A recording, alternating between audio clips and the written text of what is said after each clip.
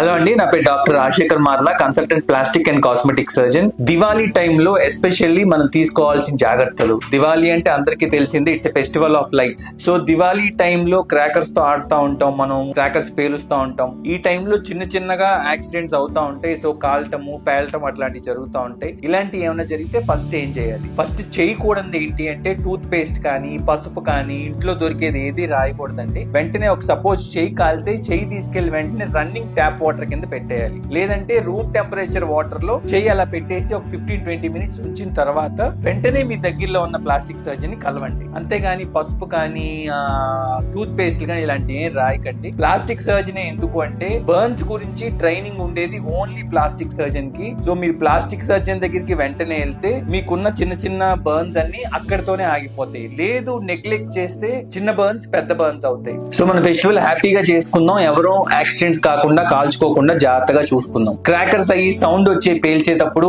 చెవులకి ఏదన్నా కాటన్ లాంటిది పెట్టుకోండి. దూరంగా ఉంచి క్రాకర్స్ పేల్చడానికి ట్రై చేయండి. పక్కనే వాటర్ బకెట్ ఒకటి రెడీగా ఉంచుకోండి. కాటన్ క్లోతింగ్, మనకి సిల్క్ కానీ సాటిన్ ఇలాంటివి కాకుండా కాటన్ క్లోతింగ్ పెట్టుకుంటే ఫైర్ అంటుకుంటా కూడా టైం పడుతుంది కాబట్టి మనం సేఫ్ గా ఉంటాం. Thank you.